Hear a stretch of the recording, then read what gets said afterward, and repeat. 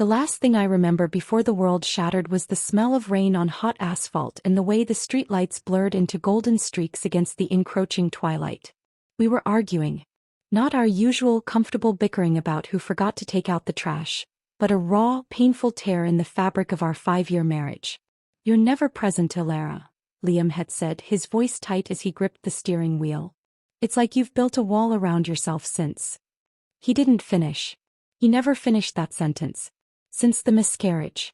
The one that hollowed me out a year ago, leaving me a ghost in my own life, a specter in our once vibrant home. I looked at him, at the sharp line of his jaw, the familiar profile I had traced with my fingers 1,000 times, now a mask of frustration. "I'm trying, Liam," I whispered, the words feeling inadequate, swallowed by the hum of the engine and the rhythmic swish of the wipers. "Are you? Because it feels like you're trying to get as far away from me as possible." That's when the headlights hit us. Not from the front, but from the side, a blinding, violent sun erupting from the quiet intersection. There was no time to scream, only a deafening roar of twisting metal and shattering glass. The world became a centrifugal force, spinning me out of my seatbelt, out of my body, out of everything. I woke to the smell of antiseptic and the steady, monotonous beep of a heart monitor. My own. Pain was a dull, throbbing symphony across my body. A nurse with kind eyes and a tight smile told me I had a concussion, 3 broken ribs, and more bruises than a fallen fruit. "My husband," I croaked, my throat raw. "Liam. Where is he?" She hesitated, and that single fleeting moment of hesitation planted a seed of pure, unadulterated terror in my gut. "He's in the ICU. The doctors are with him now. He took the brunt of the impact." They wheeled me to his room, my hospital bed a clumsy chariot. When I saw him, a sound escaped me that I didn't recognize as my own.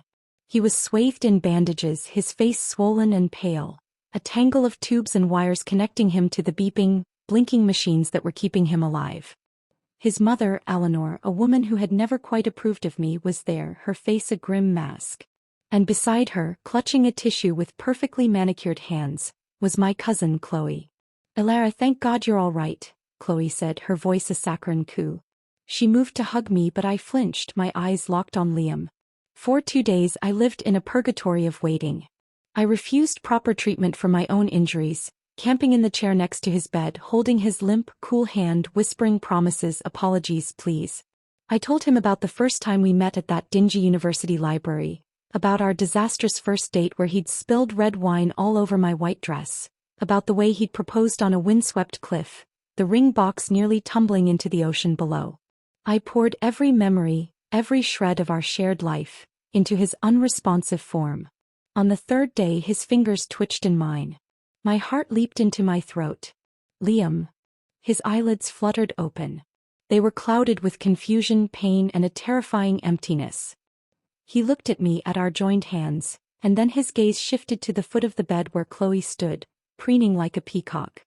A slow, painful smile touched his cracked lips. He tried to speak, his voice a dry rasp. "Chloe," he breathed, the name a prayer. "You're here." Relief flooded me. He was awake. He recognized someone. It was a start. But then his eyes, those moss-green eyes I had fallen into so many times, found mine again. The emptiness in them solidified into something else. Suspicion. And then fear. He pulled his hand from mine as if my touch had burned him. "Who?" he coughed, wincing in pain.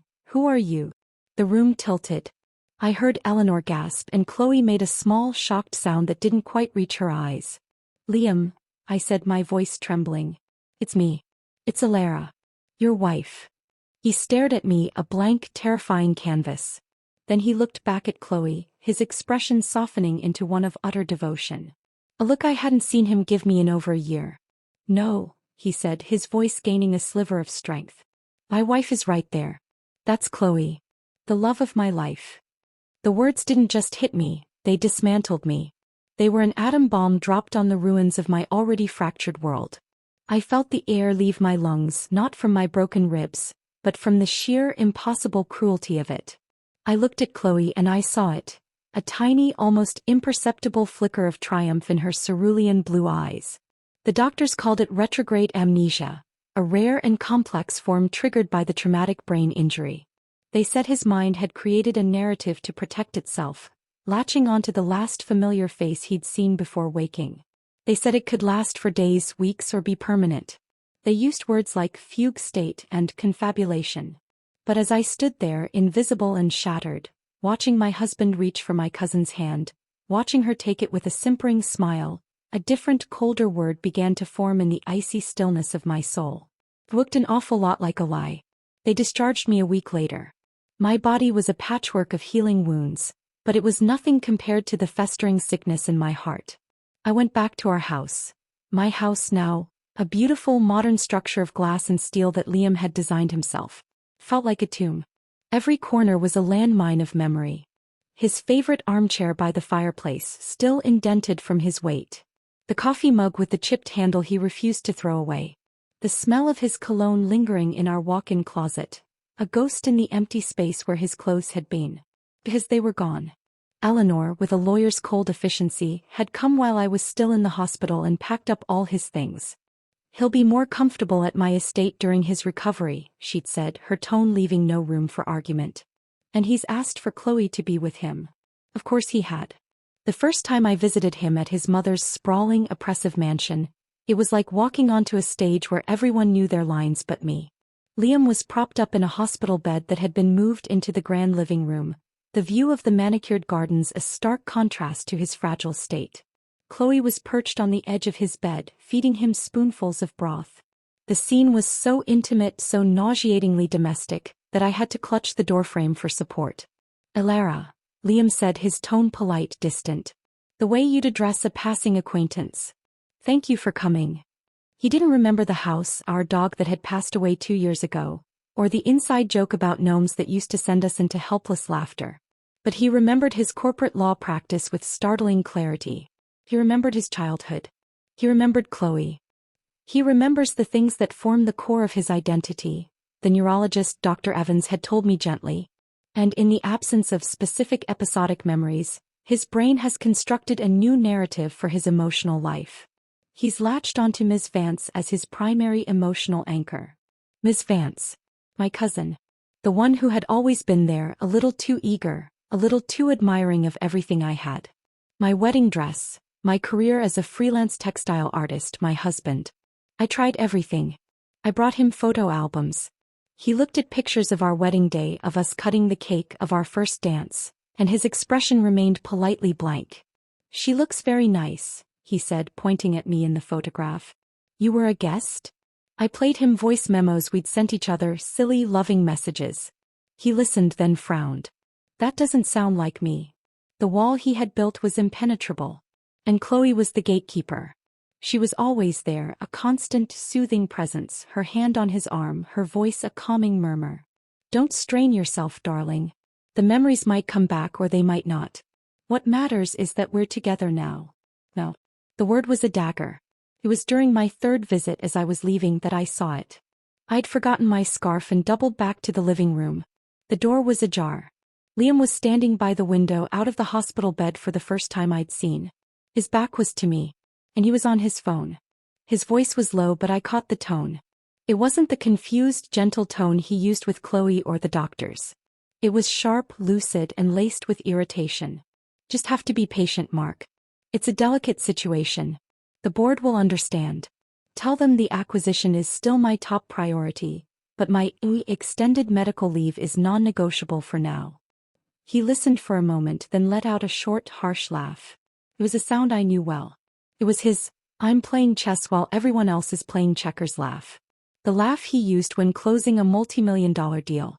"No, they're fully convinced. It's almost too easy. Just keep the wheels turning on your end. I'll handle the sentimental complications." He turned slightly and I ducked back, my heart hammering against my bruised ribs. Sentimental complications. Was that me? The entire amnesia narrative? What was this? I didn't retrieve my scarf. I fled, my mind reeling. The seed of terror that had been planted in the hospital bloomed into a thorny, poisonous vine of suspicion. What if it wasn't amnesia? What if it was a performance? That night, drowning in a silence that felt accusing, I did the only thing I could think of. I logged into our shared cloud storage. Liam, the meticulous lawyer, backed up everything: documents, photos, emails. I started searching for anything, any clue. Keylogger software on his laptop? Sounded like a paranoid fantasy. I typed Chloe into the search bar. Thousands of results came up. Photos mostly. But then I saw a folder, tucked away in a subfolder marked Old Taxes. It was named CR. Corporate Records? I didn't think so. With trembling fingers I opened it. It was a series of scanned documents. Pages from a diary. My diary. The one I'd kept in my bedside table during the darkest months after the miscarriage. The pages where I'd poured out my grief, my feeling of disconnect from Liam, my fears that our marriage was crumbling. Someone had taken photos of every page. And at the bottom of the folder was a single newer document. A draft email dated the day before the accident. It was from Liam to a private investigator. Attached are the documents we discussed. As you can see, my wife's mental state has been increasingly unstable. Her fixation on her cousin is a particular concern. I fear she may become a danger to herself or others. I need a comprehensive assessment to determine her fitness, particularly regarding any potential contestation of our prenuptial agreement. The world dropped out from under me. The prenup. I'd signed it without a second thought, a simple document that protected the assets we'd each brought into the marriage. But in the 5 years since my textile art had taken off, my brand was lucrative. The house, though in his name, was filled with my work, my investments. And Liam's law firm was on the brink of a massive, risky merger. He'd been stressed, secretive. This wasn't amnesia. This was a calculated, cold-blooded strategy. He was constructing a narrative of my instability, using my most private grief against me.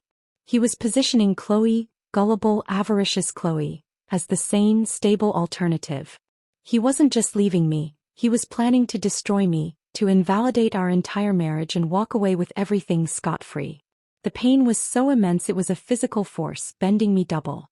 But then as I sat on the cold floor of my studio, surrounded by the beautiful, colorful fabrics that were my livelihood, the pain began to curdle.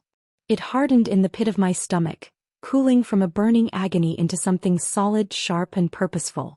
He thought I was broken, unstable, a sentimental complication to be handled. He had no idea.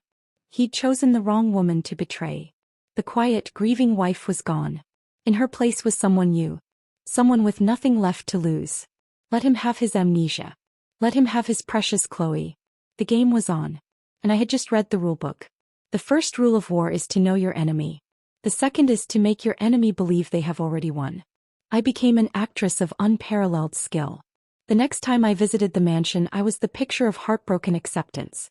I wore a simple soft gray dress, no makeup, my hair pulled back.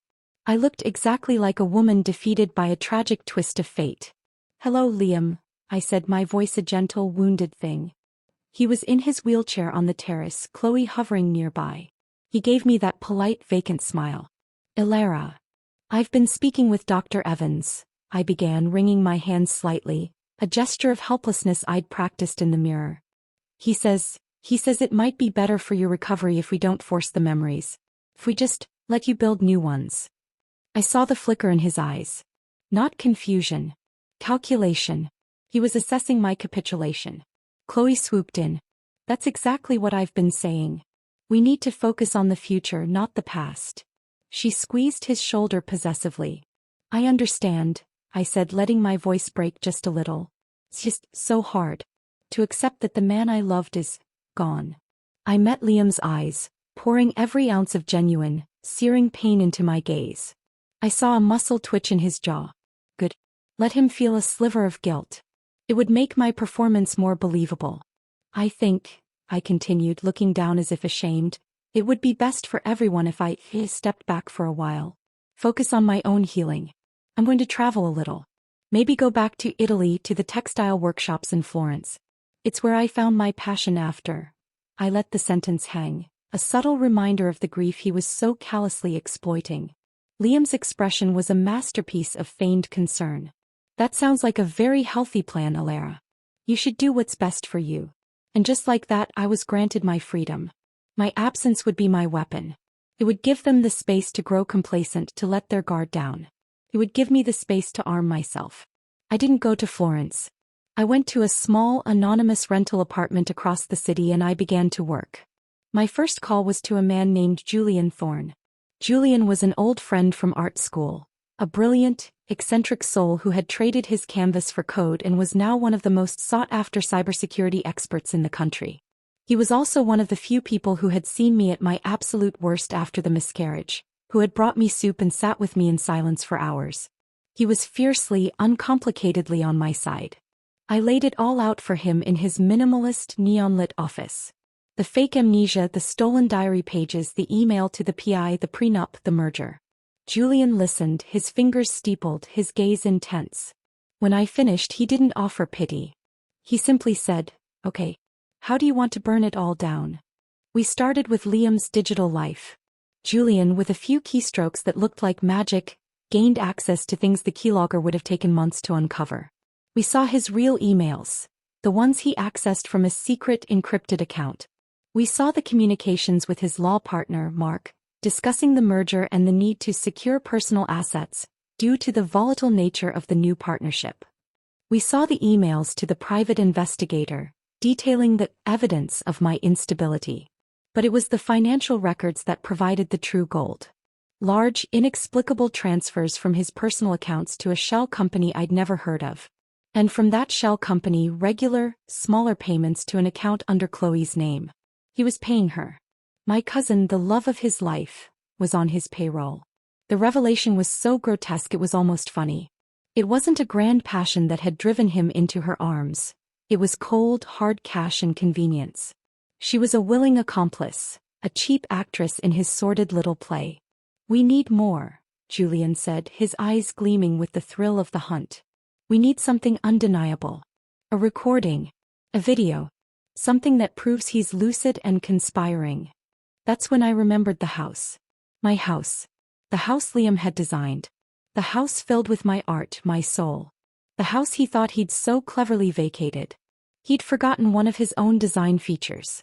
In his obsession with security and control, he had installed a state-of-the-art, integrated smart home system with cameras and microphones in every room, disguised as smoke detectors and light fixtures.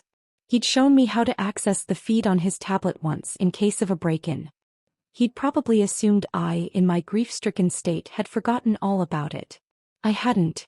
One evening, while Julian monitored the digital front, I went back to the glass house. It was dark and silent, a monument to a dead dream.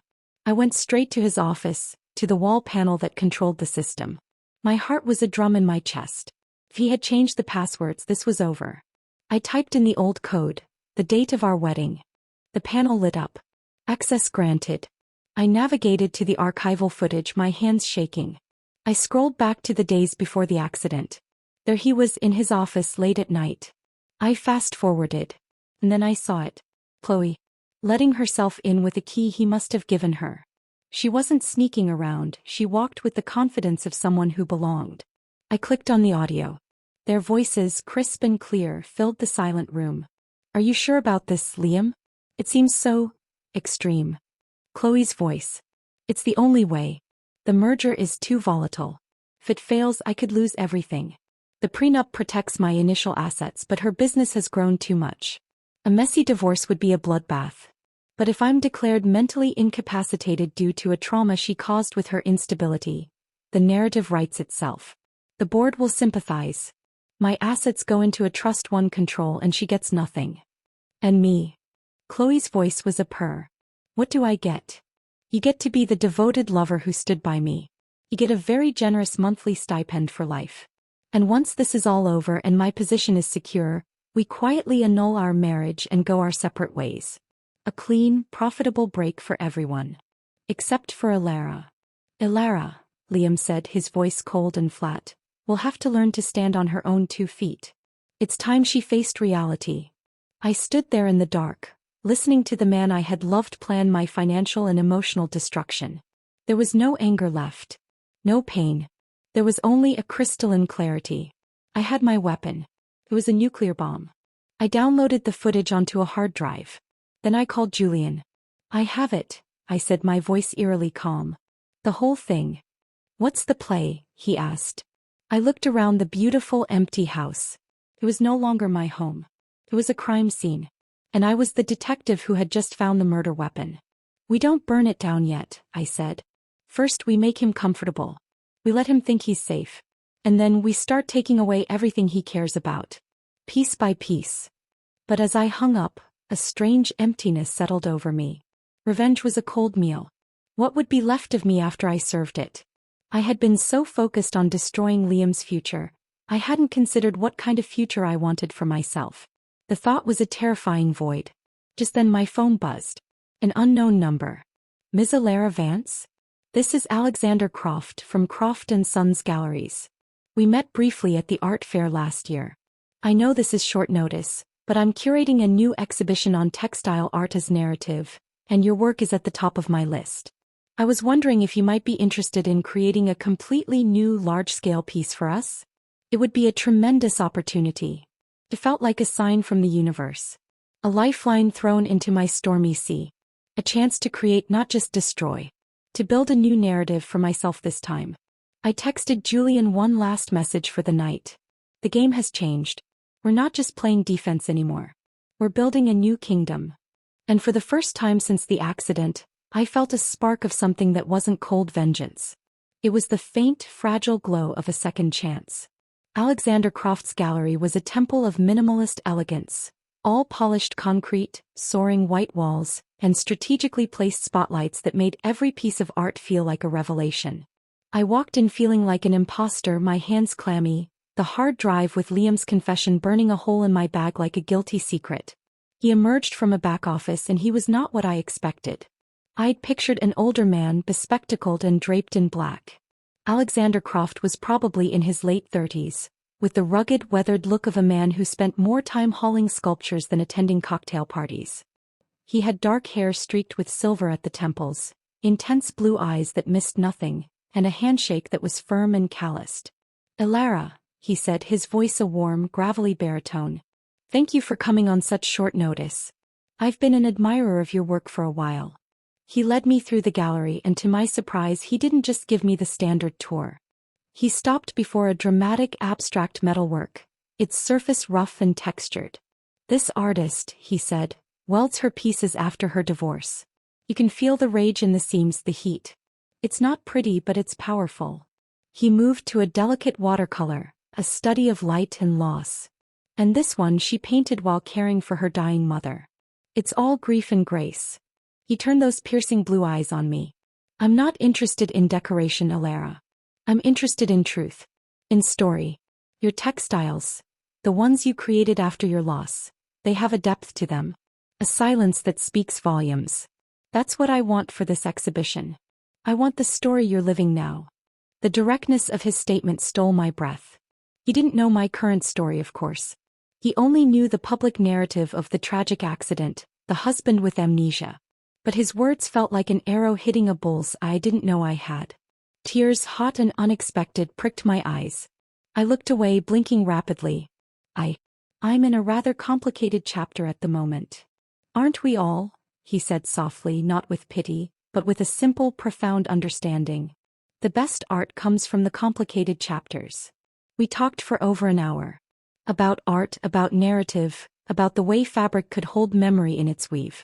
For the first time in months, I wasn't Alara the victim or Alara the avenger. I was Alara the artist. He saw me. Not the shell of a wife but the creator. It was intoxicating. When I left, I had a contract in my bag and a fire in my belly. Alexander had given me a purpose that existed outside of Liam's betrayal. I would create a piece for his exhibition. A massive, woven tapestry that would tell my story. But not the story of my destruction. The story of my rebuilding. It would be my phoenix. Meanwhile, Julian and I began our offensive. Phase 1 was subtle, surgical. We started with Chloe. Using the information from the financial trails, Julian created a fake email from the shell company Liam used. It informed her in cold corporate language that due to unforeseen market fluctuations, her monthly stipend was being cut by 50%, effective immediately. The reaction was swift and satisfying. We listened in via the house's audio feed as she confronted Liam at the mansion. 50%, Liam. What is this? We had a deal. What are you talking about? I didn't authorize any change. Liam sounded irritated, confused. It's right here. Look at the email. Is this your way of renegotiating? Because I won't stand for it. I've played my part perfectly. I've been the doting fiancé to a man who can't remember his own name. Keep your voice down. This is a trick. Someone's messing with us. Mark maybe. He's always been cautious. I don't care who it is. Fix it. Or I might just have to jog your memory in front of your mother about a few things. The first crack in their alliance had appeared. Greed was a powerful wedge.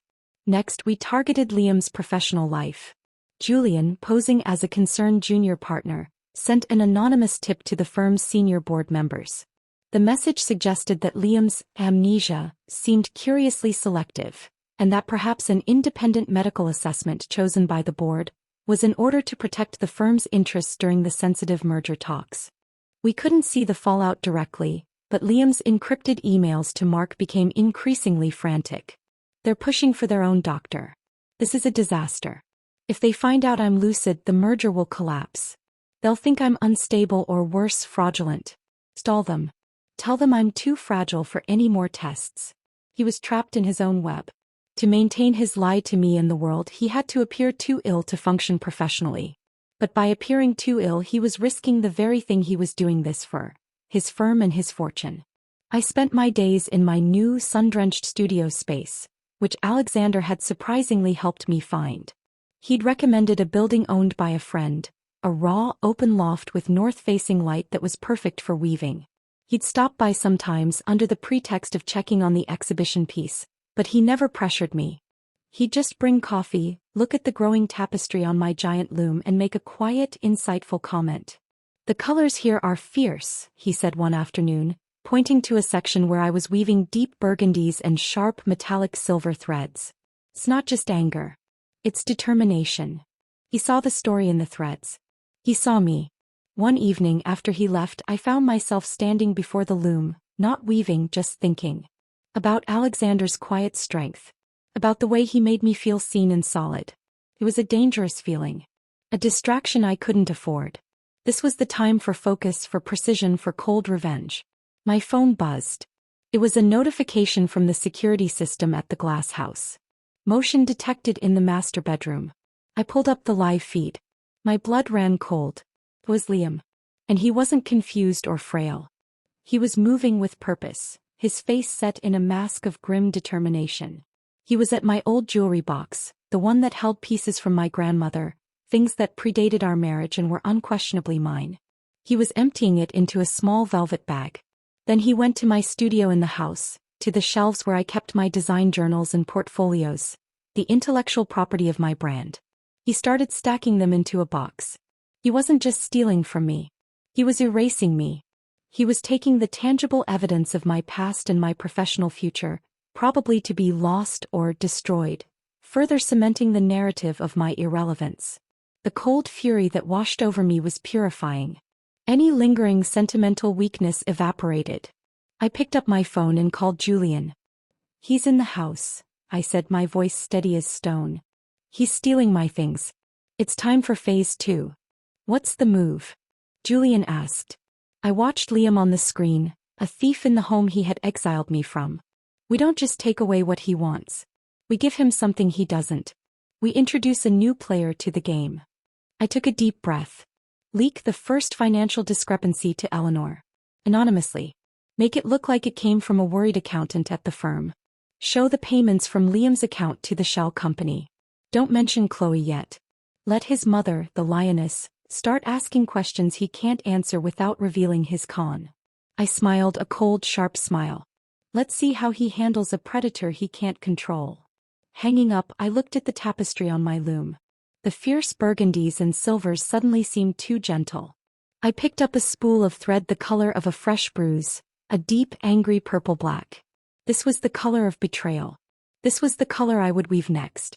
Alexander Croft had asked for truth. And the truth was, the war was just beginning and I was no longer just a victim hiding in the shadows. I was the architect of my revenge and I was building my fortress thread by brutal thread. Eleanor Vance, née Rutherford, was a woman who valued two things above all else: control and the pristine reputation of the Vance name. The anonymous packet of documents, meticulously prepared by Julian and delivered by a neutral courier to her private club, was a masterstroke. It didn't accuse Liam of faking amnesia. That would have been too crude, too easily dismissed as the ravings of his unstable wife. Instead, it simply raised a polite, terrifying question about financial propriety. It showed the series of large, unexplained transfers from Liam's personal holdings to the nebulous Ethelred holdings. The covering letter, written in flawless, dry corporate speak, suggested that given Mr. Vance's current medical condition, the firm's audit committee was concerned about the potential for misappropriation or undue influence on his assets. They were seeking clarification from Mrs. Vance as his next of kin, in the strictest confidence, of course. The viper had been tossed into her perfectly ordered nest. I watched the fallout through the security cameras at the mansion. Eleanor didn't confront Liam with tears or hysterics. She was a general assessing a breach in her defenses. She summoned him to the library, a room paneled in dark oak and smelling of old leather and absolute authority. She placed the documents on the desk between them. "Explain this, Liam." Liam in his wheelchair looked at the papers. I saw the momentary panic in his eyes before his amnesia mask slammed back into place. I don't understand, Mother. What is this? Cured. I don't remember any of this. The transfers began 6 months ago, Liam, Eleanor said, her voice like chipped ice.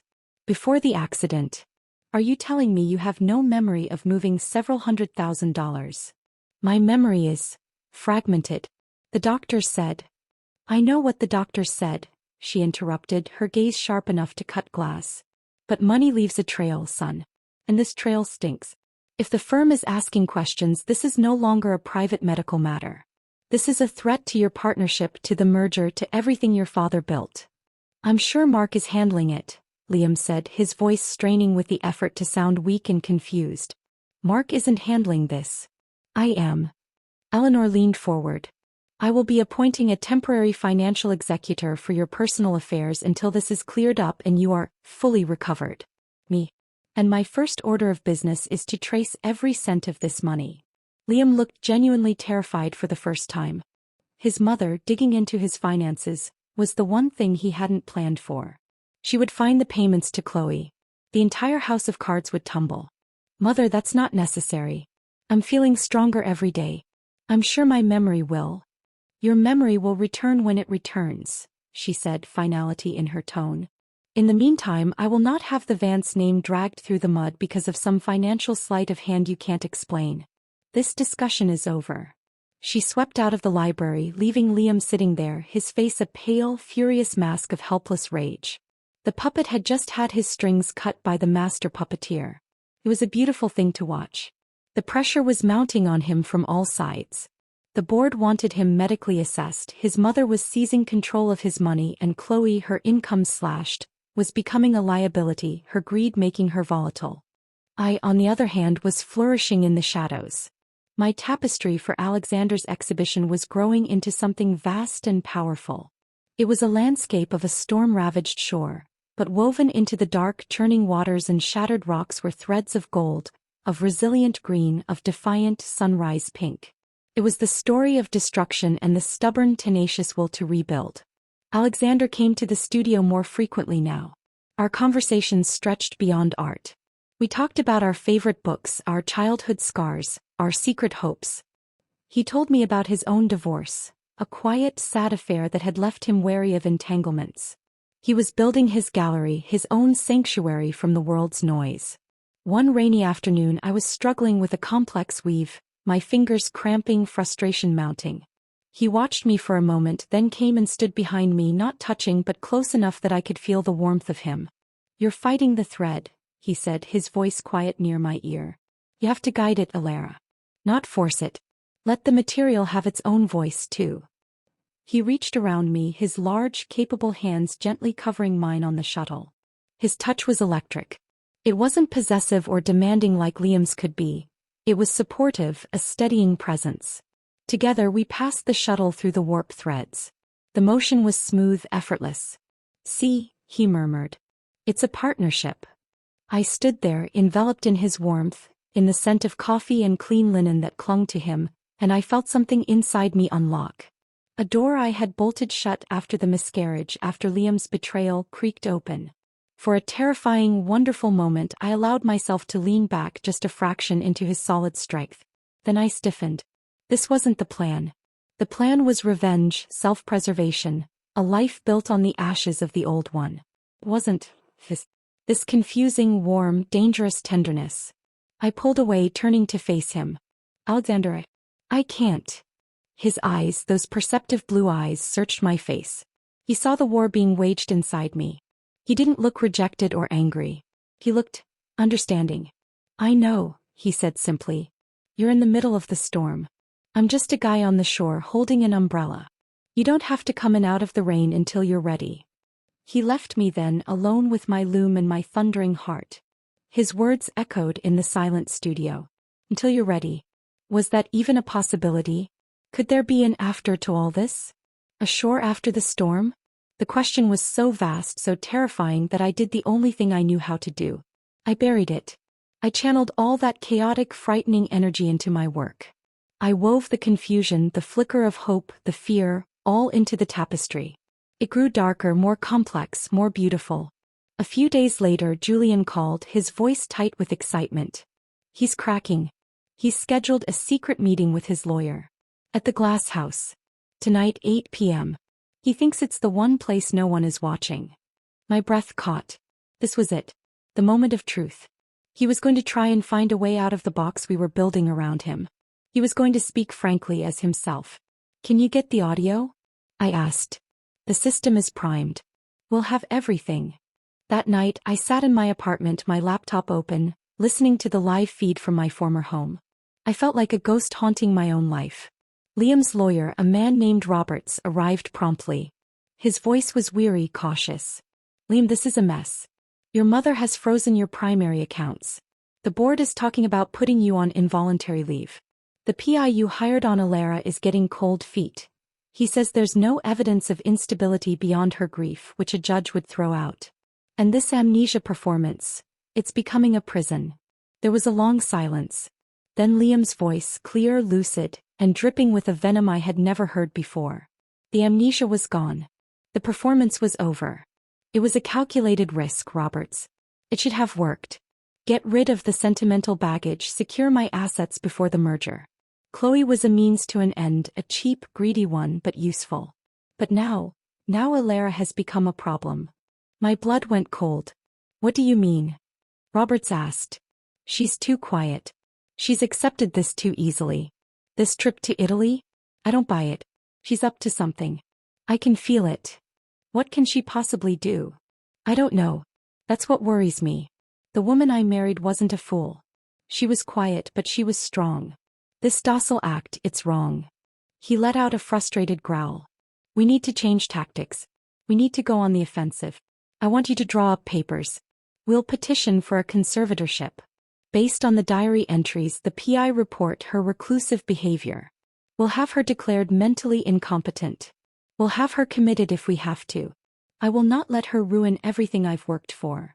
The words echoed in the silent room, each one a nail in the coffin of the love I'd once felt. Committed? He wasn't just trying to take my money, he was trying to erase my existence, to lock me away. The fear was instant, paralyzing. But it was swiftly followed by a wave of such pure, unadulterated rage that it blinded me for a moment. He had just signed his own confession. And he had given me the final piece of the puzzle. I had the evidence of the fake amnesia. I had the evidence of the financial conspiracy. And now I had a direct, recorded threat to have me falsely committed. I picked up my phone, my hand steady now, my heart a block of ice. Julian, I said, my voice eerily calm. We have everything we need. What's the play, boss? I looked out my window at the glittering city lights. Liam was in my house, plotting my destruction. But I was no longer inside his story. I was the author of my own.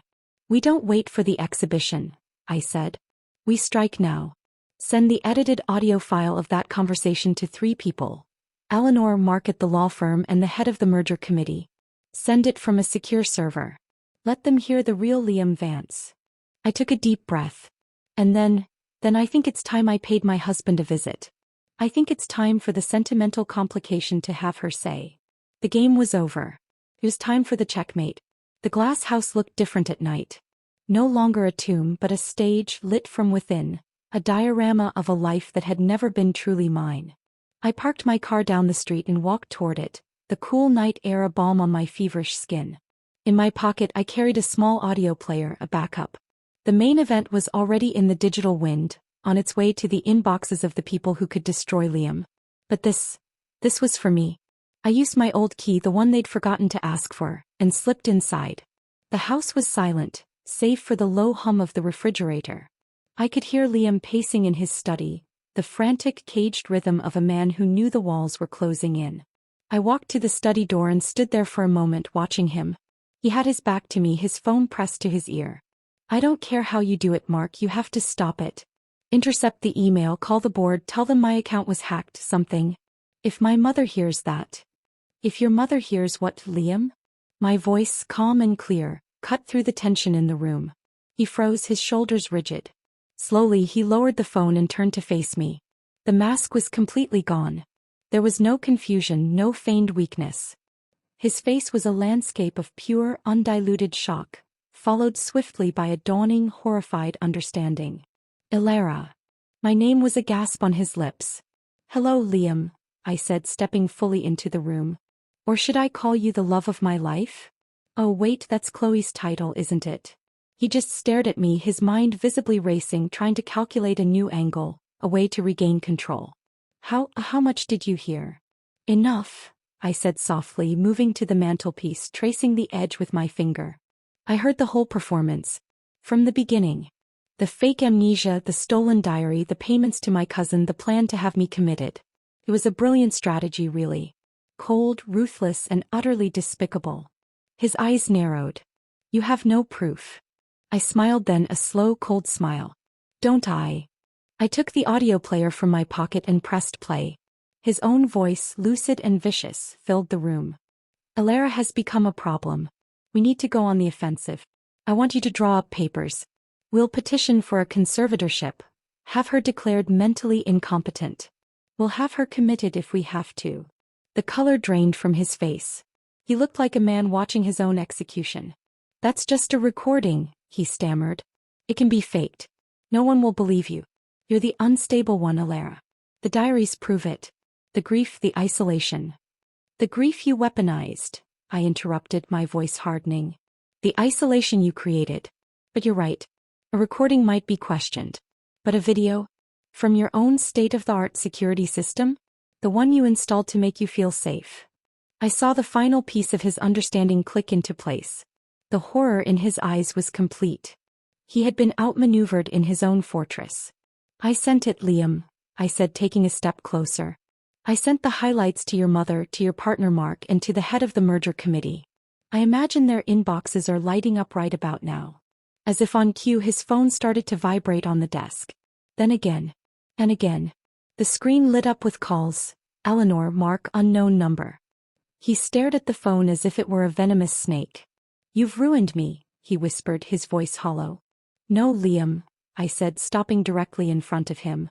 I looked into the eyes of the man I had loved, the man I had built a life with, and I felt nothing but a vast, empty stillness. "You ruined yourself. I'm just the cleanup crew." The front door burst open. Eleanor stood there, her face a thundercloud. She was holding a tablet, the screen glowing. Behind her, looking pale and frightened, was Chloe. "Liam Alexander Vance," Eleanor said, her voice trembling with a fury I had never witnessed. "What is the meaning of this?" Chloe's eyes darted from Liam's ashen face to mine. "Aunt Eleanor, I can explain. He made me do it. He said he'd cut me off from the family if I didn't play along." The chaos was immediate. Eleanor advanced on Liam, her voice a whip. Chloe was sobbing, pointing fingers. Liam was trying to speak, to lie his way out of it, but the evidence was irrefutable. I stood in the center of the storm, silent and unmoved. This was his reckoning. I was just the witness. Finally, Liam's eyes found mine over his mother's shoulder. The calculation was gone, replaced by a desperate, pathetic plea. Please. We can fix this. We can talk about this. What we had was real." The last frayed thread of my past finally snapped. "What we had was real," I agreed, my voice quiet but carrying through the room. "And you were the one who faked it. You don't get to claim it now." I turned my back on him, on the screaming, on the ruins of my former life. I walked out of the glass house, across the perfect lawn and into the freedom of the night. I didn't feel triumphant. I didn't feel victorious. I felt clean. Empty but clean, like a field after a wildfire, ready for something new to grow. My phone buzzed. It was Alexander. Saw the news. The merger committee just released a statement. They've suspended all talks with Vance and Lowell, citing serious ethical concerns regarding leadership. Are you okay? I looked back at the lit-up house, a dollhouse of despair, and then up at the vast star-dusted sky. I typed my reply, my fingers steady and sure. I will be. And for the first time I truly believed it.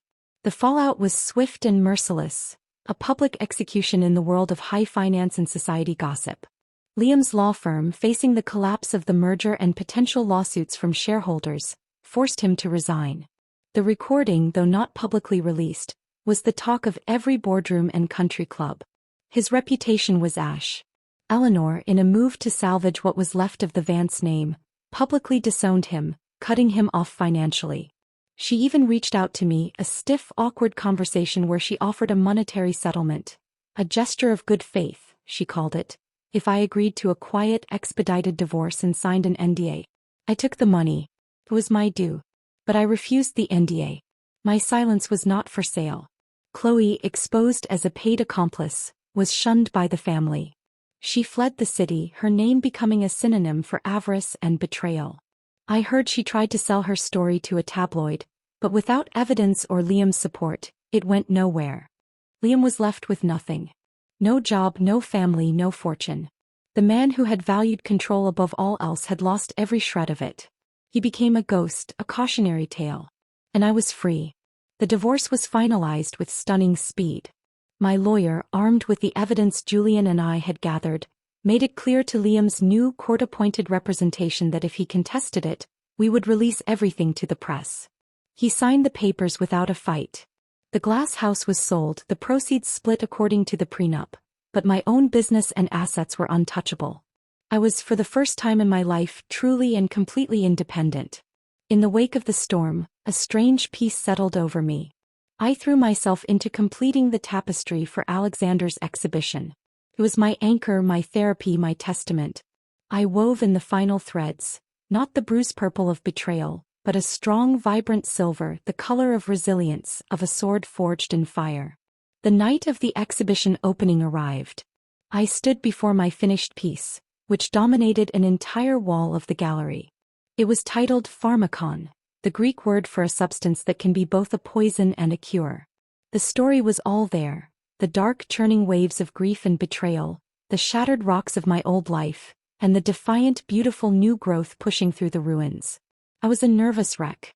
Alexander found me, a glass of champagne in his hand which he pressed into mine. "Breathe, Ilara," he said, his eyes warm with pride. "You did it. It's magnificent." The gallery was packed. Critics, collectors, fellow artists moved through the space, but their eyes kept returning to my tapestry. I heard murmurs of praise, of awe. They saw the art, the technique. But Alexander, I knew, saw the story. He saw me. Later, as the crowd began to thin, he led me to a quiet corner. "I have a proposition for you," he said, his expression serious. "A joint venture. A studio gallery, half exhibition space, half working studio. You could create here, teach masterclasses, show other artists whose work tells a story. With me." My heart stumbled. It was everything I hadn't dared to dream of. A partnership. A future. Not built on lies or revenge, but on mutual respect and a shared passion. "Alexander, You don't have to answer now," he said quickly, seeing my hesitation. "Think about it. There's no pressure." But the pressure wasn't from him. It was from within. Could I do this? Could I trust this? Could I step out of the ashes of my old life and into something so bright, so new? As I looked into his honest, hopeful face, I realized the final battle wasn't with Liam. It was with the ghost of the woman I had been. The woman who believed she was unlovable, who built walls to keep the pain out, but in doing so kept the joy out too. Liam's betrayal had shattered me. But it had also shattered those walls. "Yes," I heard myself say the word, a leap of faith. "Yes, Alexander. I'd love that." The smile that broke across his face was like the sunrise after a long, dark night. It didn't erase the past. The scars would always be there. But it promised a future. Not a frantic, all-consuming passion to fill a void, but a slow, steady, gentle flame built on the solid ground of truth and hard-won peace. He didn't kiss me. He simply took my hand, his thumb stroking my knuckles, a silent promise. It was enough. It was more than enough. I had gone into the fire and been burned to the bone. But I had emerged not as a ghost but as an architect. And I was finally ready to build. A year is a long time and no time at all. The studio gallery, which we named Loom and Light, thrived. It became a hub, a sanctuary for artists and art lovers who craved substance over style. My own work evolved. The pieces were still powerful, still narrative, but the colors were softer, the themes leaning more toward healing and hope than rage and ruin. Alexander and I moved slowly. There were no grand declarations, no whirlwind romance. It was a quiet unfolding, like one of my tapestries taking shape. We had dinner. We walked through the city. We argued about art and made up over cheap wine. He was patient with my nightmares, with the days when the ghost of Liam's betrayal would whisper in my ear. He never tried to fix me, he just stood beside me, a steady, solid presence until the storm passed. I learned the texture of his silence, the sound of his laugh, the way his hand felt in mine. Not as a possession but as a homecoming. One afternoon we were in the back studio, surrounded by the smell of raw wool and dye. I was working on a new piece, a commission for a hospital atrium. It was a tree, its roots deep and strong, its branches reaching for a sky woven with threads of gold. Alexander was at his desk going over accounts, but I felt his gaze on me. I looked up and met his eyes. "What?" I asked, smiling. "I was just thinking," he said, getting up and walking toward me. He stopped before the loom, looking at the tree. "It's you, you know." "Is it?" "Yeah." Rooted. Reaching. Incredibly beautiful. He reached into his pocket and my breath hitched. But he didn't pull out a ring. He pulled out a small old-fashioned key. "This is the key to my grandfather's cabin," he said, placing it in my palm. It was cool and heavy. "It's up in the mountains by a lake. No internet, spotty cell service. Just quiet. I'm going up there for a week to unplug. I'd like you to come with me." It wasn't a proposal of marriage. It was a proposal of something more intimate, more terrifying. It was a proposal of shared space, of quiet companionship, of a future built one simple, honest moment at a time. I looked at the key in my hand, then at his face, at the love and the patience shining in his eyes. This was it. The final step out of the past. "Yes," I said, my voice clear and sure. "I'd love to."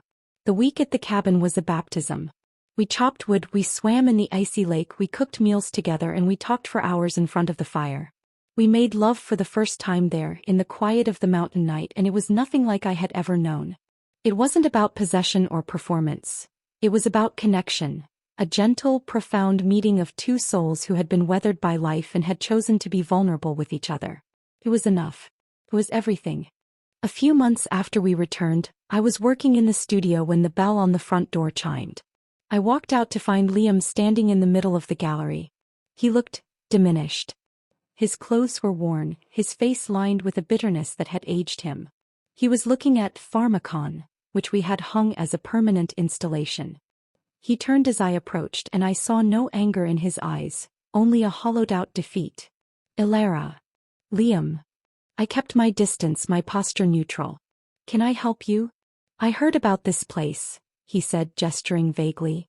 "It's impressive." He looked back at the tapestry. "You told the whole story, didn't you?"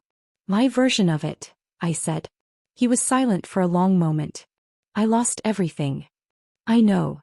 "Was it worth it?" he asked, his voice barely a whisper. "Destroying me?" I looked at him, this man who had once been my entire world, and I felt a distant pang of pity, like for a character in a sad story I'd read long ago. "I didn't destroy you, Liam," I said quietly. "You made your choices. I just refused to be destroyed with you." He flinched as if I'd struck him. He had come looking for a villain, for the source of his ruin. He found only a woman who had moved on. He nodded slowly, a broken, final gesture. Without another word, he turned and walked out of the gallery, back into the obscurity he had created for himself. I stood there for a moment watching the door swing shut. Then I felt a hand on the small of my back. Alexander. Are you okay? He asked, his voice full of quiet concern. I turned to him and I realized with a jolt of clarity that I was truly completely okay. The ghost was gone. The past had lost its power.